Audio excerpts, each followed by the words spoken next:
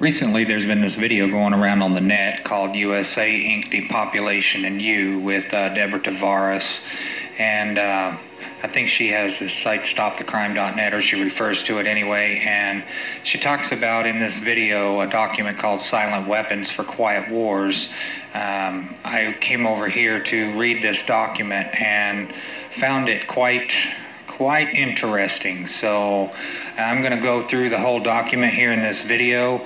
The original video, I'll put links to the USA Inc. Depopulation, and I want to thank Ashley Law for referring that video to me. It's very disturbing, and this document is very disturbing as well. So I will include links to this and to the actual video, and it takes a little while to get through. It's 44 pages long, but there's also a lot of technical pages in here that I'm just going to scroll past, and if you care to read them, help yourself, pause the video to read those technical parts of it. But thank you very much for listening, and hopefully you can get all the way through it. Forward.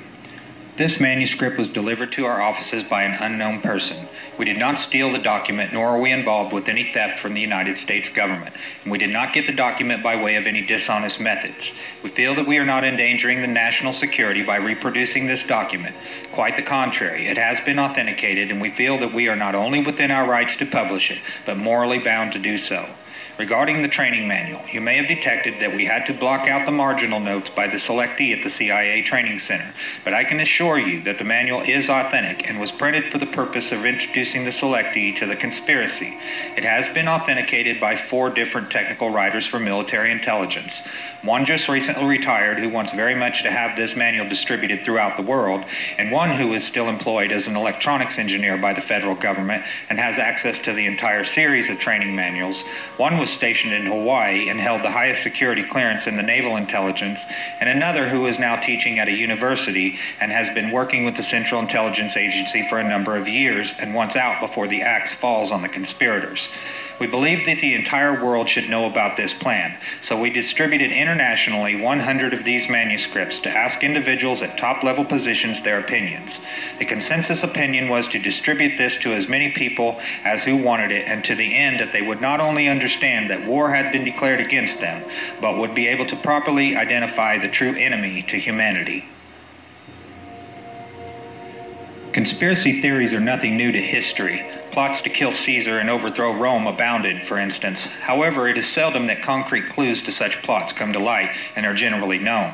Silent Weapons for Quiet Wars, an introduction programming manual, was uncovered quite by accident on July 7, 1986, when an employee of a Boeing aircraft company purchased a surplus IBM copier for scrap parts at a sale and discovered inside details of a plan hatched in the embryonic days of the Cold War, which called for control of the masses through manipulation of industry, peoples, pastimes, education, and political leanings. It called for a quiet revolution, putting brother against brother and diverting the public's attention from what is really going on.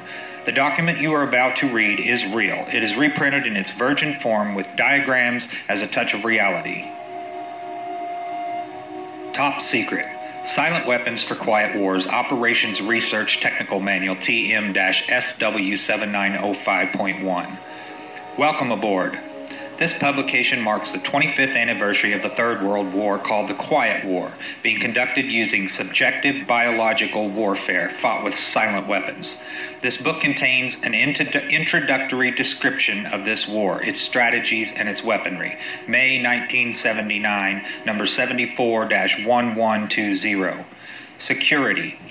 It is patently impossible to discuss social engineering or the automation of a society, i.e. the engineering of a social automation system's silence weapons, on a national or worldwide scale without implying extensive objectives of social control and destruction of human life, i.e. slavery and genocide. This manual is in itself an analog declaration of intent.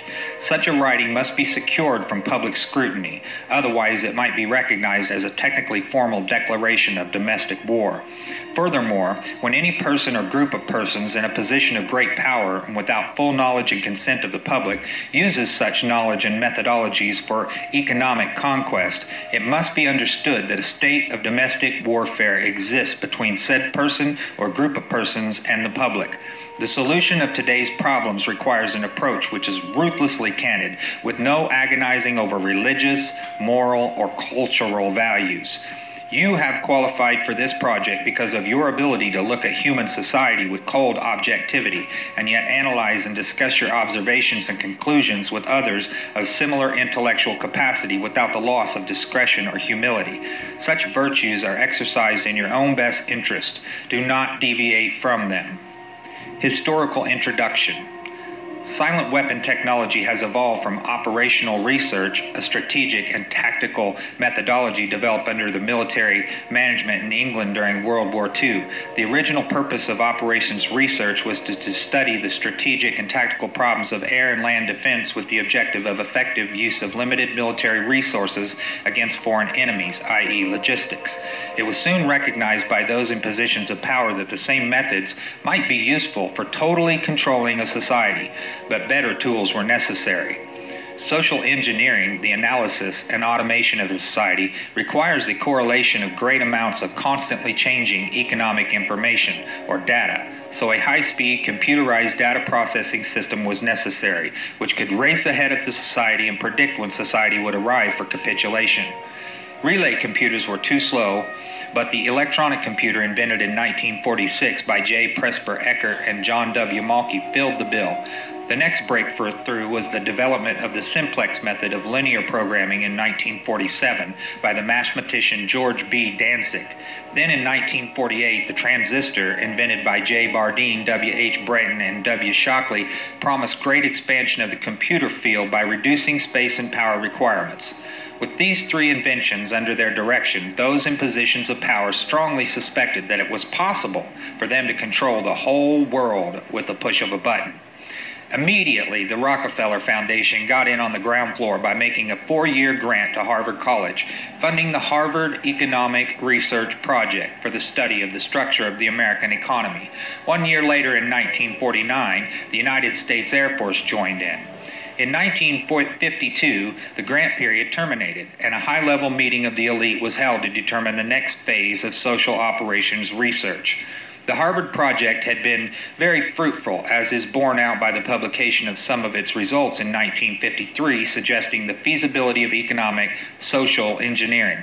Studies in the Structure of the American Economy, copyright 1953 by Wassily Leontief, International Science Press, Inc., White Plains, New York. Engineered in the last half of the decade of the 1940s, the new quiet war machine stood, so to speak, in sparkling gold-plated hardware on the showroom floor by 1954. With the creation of the Maser in 1954, the promise of unlocking unlimited sources of fusion atomic energy from the heavy hydrogen and seawater and the consequent availability of unlimited social power was a possibility only decades away. The combination was irresistible. The Quiet War was quietly declared by the international elite at a meeting held in 1954. Although the silent weapon system was nearly exposed 13 years later, the evolution of the new weapon system has never suffered any major setbacks. This volume marks the 25th anniversary of the beginning of the Quiet War. Already this domestic war has had as many victories on many fronts throughout the world. Political introduction. In 1954, it was well recognized by those in positions of authority that it was only a matter of time, only a few decades, before the general public would be able to grasp and upset the cradle of power. For the very elements on the new silent weapon technology were as accessible for a public utopia as they were for providing a private utopia. The issue of primary concern, that of dominance, revolved around the subject of energy sciences. Energy. Energy is recognized as the key to all activity on Earth. Natural science is the study of the sources and control of natural energy, and social science, theoretically expressed as economics, is the study of the sources and control of social energy. Both are bookkeeping systems, mathematics. Therefore, mathematics is the primary energy science, and the bookkeeper can be king if the public can be kept ignorant of the methodology of the bookkeeping. All science is merely a means to an end. The means is knowledge, the end is control. Beyond this remains only one issue: who will be the beneficiary? In 1954, this was the issue of primary concern. Although the so-called moral issues were raised in view of the law of natural selection, it was agreed that a nation or world of people who will not use their intelligence are no better than animals who do not have intelligence. Such people are beasts of burden and stakes on the table by choice and consent. Consequently, in the interest of future world order, peace, and tranquility, it was decided to privately wage a quiet war against the American public with an ultimate objective of permanently shifting the natural and social energy, wealth of the undisciplined and irresponsible many into the hands of the self-disciplined, responsible, and worthy few. In order to implement this objective, it was necessary to create, secure, and apply new weapons which, as it turned out, were a class of weapons so subtle and sophisticated in their principle of operation and public appearance as to earn for themselves the name silent weapons. In conclusion, the objective of economic research as conducted by the magnates of capital, banking, and the industries of commodities or goods and services is the establishment of an economy which is totally predictable and manipulatable. In order to achieve a totally predictable economy, the low-class elements of society must be brought under total control. Example, they must be housebroken, trained, and assigned a yoke, a long-term social duty from a very early age, before they have an opportunity to question the propriety of the matter. In order to achieve such conformity, the lower-class family unit must be disintegrated by a process of increasing preoccupation of the parents and the establishment of government-operated daycare centers for the occupationally orphaned children. The quality of education given to the lower class must be of the poorest sort, so that the mode of ignorance isolating the inferior class from the superior class is and remains incomprehensible to the inferior class. With such an initial handicap, even bright lower-class individuals have little, if any, hope of extricating themselves from their assigned lot in this life. This form of slavery is essential to maintain some measure of social order, peace, and tranquility for the ruling upper class. Descriptive introduction of the silent weapon. Everything that is expected from an ordinary weapon is expected from a silent weapon by its creators, but only in its own manner of functioning. It shoots situations instead of bullets, propelled by data processing instead of chemical reaction or explosion, originating from bits of data instead of grains of gunpowder from a computer instead of a gun, operated by a computer programmer instead of a marksman, under the orders of a banking magnate instead of a military general. It makes no obvious explosive noises, causes no obvious physical or mental injuries, and does not obviously interfere with anyone's daily social life, yet it makes an unmistakable noise, causes unmistakable physical and mental damage, and unmistakably interferes with the daily social life. Example, unmistakable to a trained observer, that is, one who knows what to look for. The public cannot comprehend this weapon, and therefore cannot believe that they are being attacked and subdued by a weapon. The public might instinctively feel that something is wrong, but that is because of the technical nature of the silent weapon. They cannot express their feelings in a rational way or handle the problem with intelligence. Therefore, they don't know how to cry for help and don't know how to associate with others to defend themselves against it. When a silent weapon is applied gradually, the public adjusts or adapts to its presence and learns to tolerate its encroachment on their lives until the pressure, psychologically via economic, becomes too great and they crack up. Therefore, the silent weapon is a type of biological warfare. It attacks the vitality, options, and mobility of the individuals of society by knowing, understanding, manipulating, and attacking their sources of natural and social energy and their physical, mental, and emotional strengths and weaknesses. Theoretical introduction. Give me control over a nation's currency, and I care not who makes its laws. Mayor Amschel Rothschild, 1743 to 1812. Today's silent weapons technology is an outgrowth of a simple idea discovered, succinctly expressed, and effectively applied by the quoted Mr. Mayer Amschel Rothschild. Mr. Rothschild discovered the missing passive component of economic theory known as economic inductance. He, of course, did not think of his discovery in these 20th century terms, and to be sure, mathematical analysis had to wait for the Second Industrial Revolution. The rise of the theory of mechanics and electronics, and finally the invention of the electronic computer before it could be effectively applied in the control of world economy. General energy concepts. In the study of energy systems, there always appears three elementary concepts. These are potential energy, kinetic energy, and energy dissipation. And corresponding to these concepts, there are three idealized, essentially pure physical counterparts called passive components. In the science of physical mechanics, the phenomenon of potential energy is associated with a physical property called elasticity or stiffness and can be represented by a stretched spring. In electronic science, potential energy is stored in a capacitor instead of a spring. This property is called capacitance instead of elasticity or stiffness. In the science of physical mechanics, the phenomenon of kinetic energy is associated with a physical property called inertia or mass and can be represented by a mass or flywheel in motion. In electronic science, kinetic energy is stored in an inductor in a magnetic field instead of a mass. This property is called inductance instead of inertia. In the science of physical mechanics, the phenomenon of energy dissipation is associated with a physical property called friction or resistance and can be represented by a dashpot or other device which converts energy into heat. In electronic science, dissipation of energy is performed by an element called either a resistor or a conductor, the term resistor being the one generally used to describe a more ideal device, example wire, employed to convey electronic energy efficiently from one location to another. The property of a resistance or conductor is measured as either resistance or conductance reciprocals. In economics, these three energy concepts are associated with economic capacitance would equal capital, money, stock, inventory, investments in buildings and durables. Economic conductance would be goods, production flow coefficients. Economic inductance would be services, the influence of the population of industry on output. All of the mathematical theory developed in the study of one energy system, mechanics, electronics, can be immediately applied in the study of other energy systems. Mr. Rothschild's energy discovery. What Mr. Rothschild had discovered was the basic principle of power, influence, and control over people as applied to economics. That principle is, when you assume the appearance of power, people soon give it to you.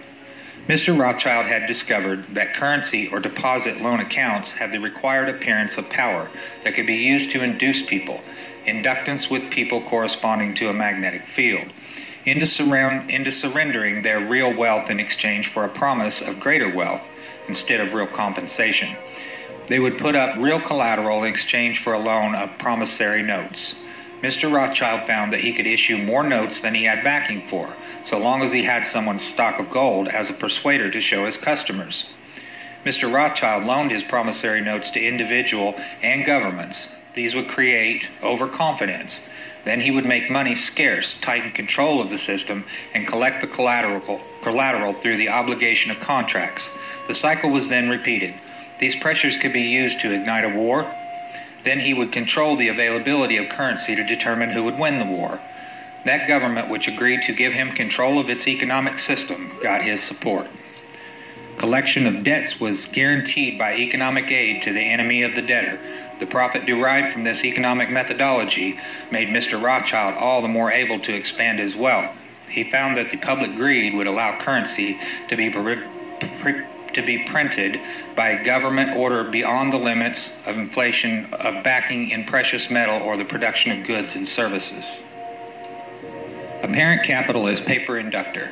In this structure, credit presented as a pure element called currency has the appearance of capital, but is in effect negative capital. Hence, it has the appearance of service, but is in fact indebtedness or debt. It is therefore an economic inductance instead of an economic capacitance, and if balanced in no other way will be balanced by the negation of population or genocide. The total goods and services represent real capital called the gross national product, and currency may be printed up to this level and still represent economic capacitance. But currency printed beyond this level is subtractive, represents the introduction of economic inductance, and constitutes notes of indebtedness. War is therefore the balancing of the system by killing the true creditors, the public, which we have taught to exchange true value for inflated currency, and falling back on whatever is left of the resources of nature and regeneration of those resources. Mr. Rothschild had discovered that currency gave him the power to rearrange the economic structure to his own advantage, to shift economic inductance to those economic positions which would encourage the greatest economic instability and oscillation. The final key to economic control had to wait until there was sufficient data and high-speed computing equipment to keep close watch on the economic oscillations created by the price shocking and excess paper energy credits, paper inductance, and inflation. Breakthrough. The aviation field provided the greatest evolution in economic engineering by way of mathematical theory of shock testing. In this process, a projectile is fired from an airframe on the ground, and the impulse of the recoil is monitored by vibration transducers connected to the airframe and wired to chart recorders. By studying the echoes or reflections of the recoil impulse in the airframe, it is possible to discover critical vibrations in the structure of the airframe, which either vibrations of the engine or alien vibrations of the wings or a combination of the two might reinforce, resulting in a resonant self-destruction of the airframe in flight as an aircraft. From the standpoint of engineering, this means that the strengths and weaknesses of the structure of the airframe in terms of vibrational energy can be discovered and manipulated. Applications in economics. To use this method or airframe shock testing in economic engineering, the prices of commodities are shocked and the public consumer reaction is monitored. The resulting echoes of the economic shock are interpreted theoretically by computers, and the economic structure of the economy is thus discovered. It is by this process that partial differential and difference matrices are discovered that define the family household and make possible its evaluation as an economic industry, dissipative consumer structure.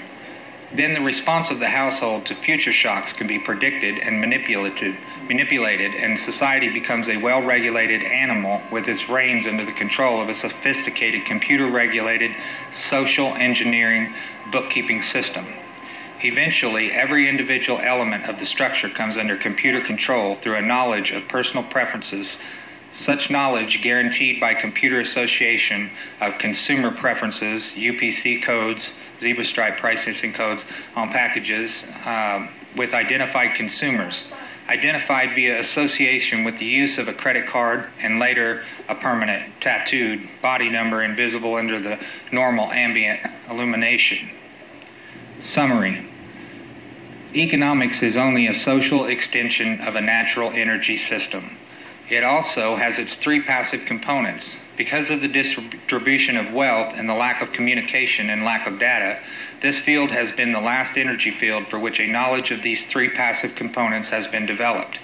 Since energy is the key to all activity on the face of the earth, it follows that in order to attain a monopoly of energy, raw materials, goods, and services, and to establish a world system of slave labor, it is necessary to have a first-strike capability in the field of economics. In order to maintain our position, it is necessary that we have absolute first knowledge of the science of control over all economic factors and the first experience in engineering the world economy. In order to achieve such sovereignty, we must at least achieve this one end, that the public will not make either the logical or mathematical connection between economics and the other energy sciences, or learn to apply such knowledge. This is becoming increasingly difficult to control, because more and more businesses are making demands upon their computer programmers to create and apply mathematical models for the management of those businesses. It is only a matter of time before the new breed of private programmer economists will catch on to the far-reaching implications of the work begun at Harvard in 1948. The speed which they can communicate their warning to the public will largely depend upon how effective we have been at controlling the media, subverting education, and keeping the public distracted with matters of no real importance. The economic model. Economics as a social energy science has as a first objective the description of the complex way in which any given unit of resource is used to satisfy some economic want, Leontief matrix. The first objective, when it is extended to get the most product from the least or limited resources, comprises that objective of general military and industrial logistics known as operations research. See simplex method of linear programming. The Harvard Economic Research Project from 1948 was an extension of World War II operations research. Its purpose was to discover the science of controlling an economy, at first the American economy and then the world economy. It was felt that with sufficient mathematical foundation and data, it would be nearly as easy to predict and control the trend of an economy as to predict and control the trajectory of a projectile. Such has proven to be the case. Moreover, the economy has been transformed into a guided missile on target. The immediate aim of the Harvard Project was to discover the economic structure, what forces change that structure, how the behavior of that structure can be predicted, and how it can be manipulated. What was needed was a well-organized knowledge of the mathematical structures and interrelationships of investment, production, distribution, and consumption. To make a short story of it all, it was discovered that an economy obeyed the same laws as electricity, and that all of the mathematical theory and practical and computer know-how developed for the electronic field could be directly applied in the study of economics. This discovery was not openly declared, and its more subtle implications were and are kept a close-guarded secret. For example, that in an economic model, human life is measured in dollars, and that the electric spark generated when opening a switch connected to an active inductor is mathematically analogous to the initiation of war. The greatest hurdle which theoretical economists faced was the accurate description of the household as an industry. This is a challenge because consumer purchases are a matter of choice, which in turn is influenced by income, price, and other economic factors. This hurdle was cleared in an indirect and statistically approximate way by an application of shock testing to determine the current characteristics called current technical coefficients of household industry. Finally, because problems in theoretical electronics can be translated very easily into problems of theoretical electronics, and the solution translated back again, it follows that only a book of language translation and concept definition needed to be written for economics. The remainder could be gotten from standard works on mathematics and electronics. This makes the publication of books on advanced economics unnecessary and greatly simplifies project security. This section of the document presents many industrial diagrams, so I'm just going to scroll through these, and you can pause the video if there's anything that you care to read in this section.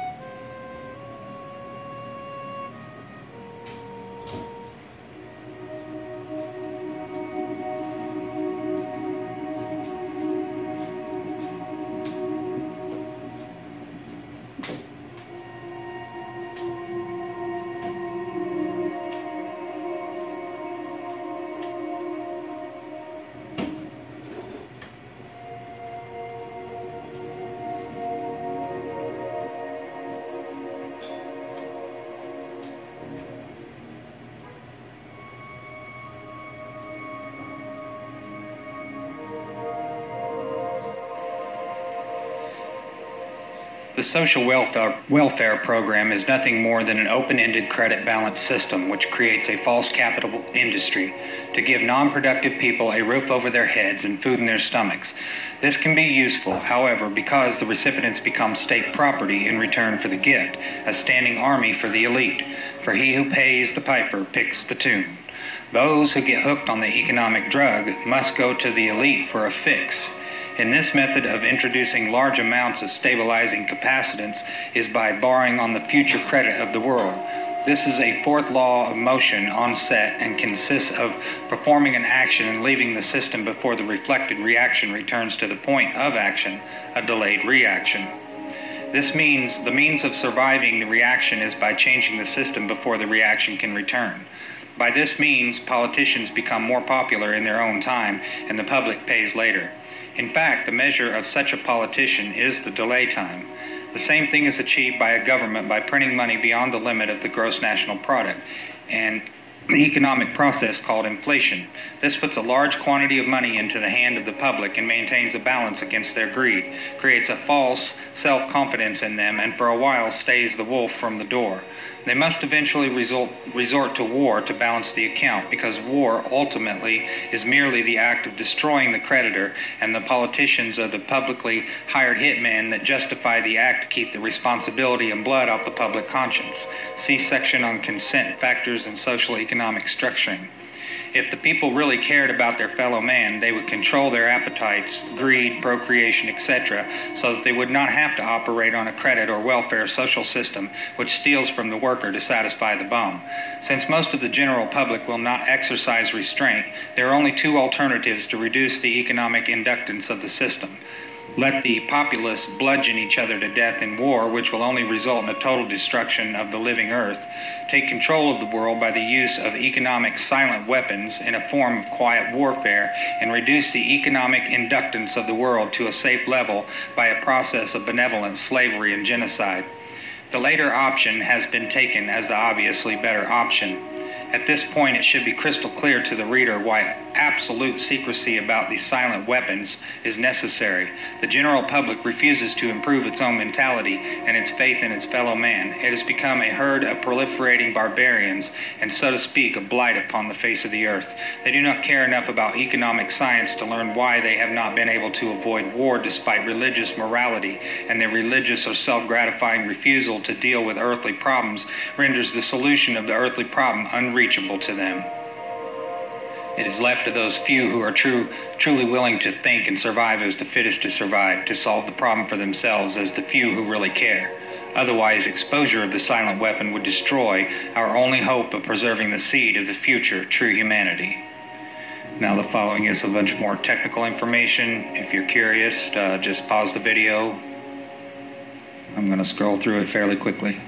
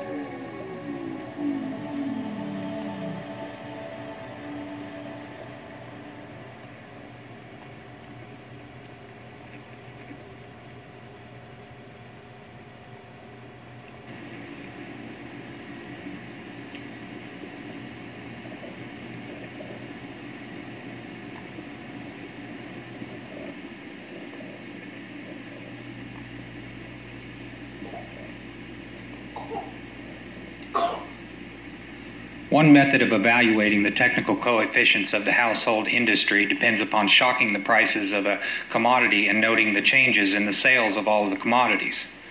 Economic shock testing.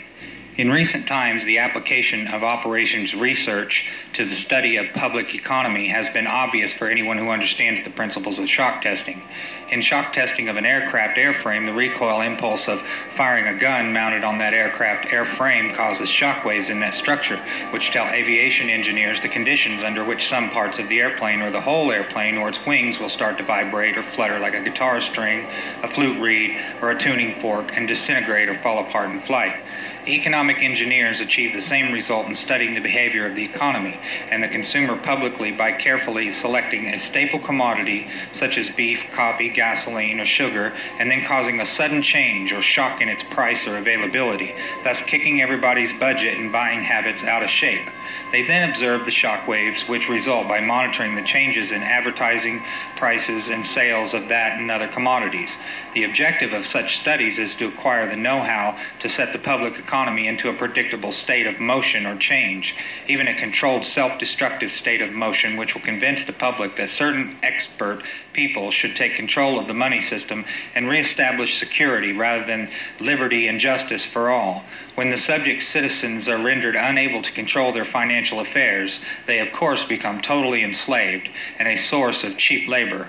Not only the prices of commodities, but also the availability of labor can be used as the means of shock testing. Labor strikes deliver excellent tests. Shock to an economy, especially in the critical service areas of trucking and transportation, communication, public utilities, energy, water, garbage collection, etc. By shock testing, it is found that there is a direct relationship between the availability of money flowing in an economy and the real psychological outlook and response of masses of people dependent upon that availability. For example, there is a measurable quantitative relationship between the price of gasoline and the probability that a person would experience a headache, feel a need to watch a violent movie, smoke a cigarette, or go to a tavern for a mug of beer. It is most interesting that by observing and measuring the economic models by which the public tries to run from their problems and escape from reality, and by applying the mathematical theory of operations research, it is possible to program computers to predict the most probable combination of created events or shocks, which will bring about a complete control and subjugation of the public through a subversion of the public economy by shaking the plum tree. Okay, we're going to scroll through some more of the technical data here, and once again, pause the video if you want to read any of it.